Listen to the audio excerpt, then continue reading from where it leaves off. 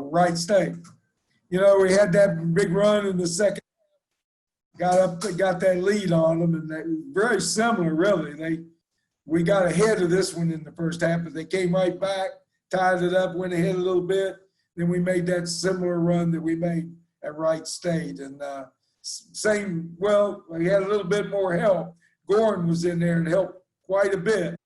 And then we did it with what we had the last time with Jansen and George and those three guards.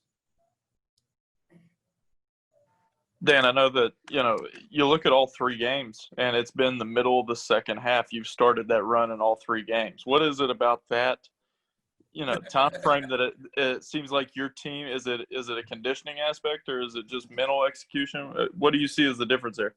Hell, I don't know, Grant. I have no clue, but, we just have great competitors. And if you let up on them a little bit now, they'll run away from you. We had that early run in the first half and early or middle in the second half, but just tough kids that play hard and they want to win. I don't know that you can contribute when the runs happen or anything, Next game it could be totally different, but right now we're playing well, and we're going to ride home with a victory, and it's 3-2 on the road against really quality teams, and we're looking forward to this week at home.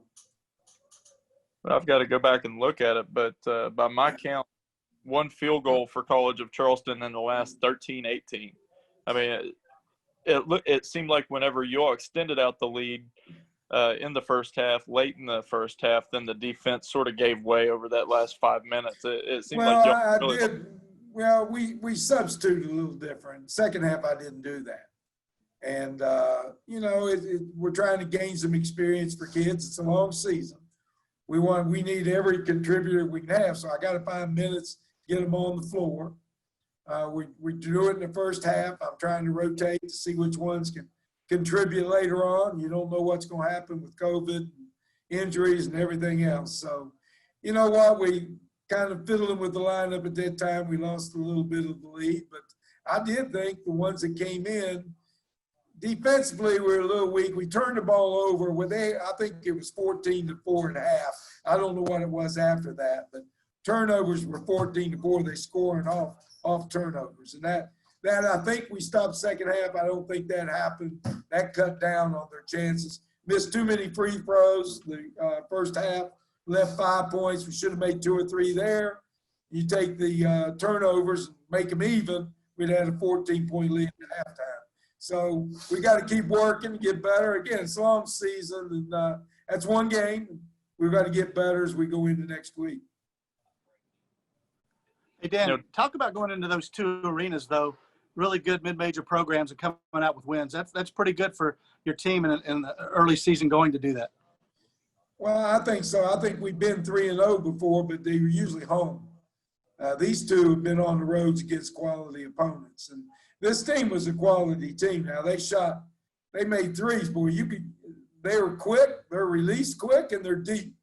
So you got to give them credit for hitting those shots. At the same time, makes it tough to guard them out there. But our kids stepped that pressure up another inch too higher, got into their shots a little bit better, and we were able to shut them down going toward the end of the game. You had talked to the team about getting off to a fast start, and first possession, Jansen comes down, hits a three, and it seemed like that sort of set the tone for everything. I think you all combined for 16 threes between the two teams in the first half, and you all ended up, each of you, with 12 in the game.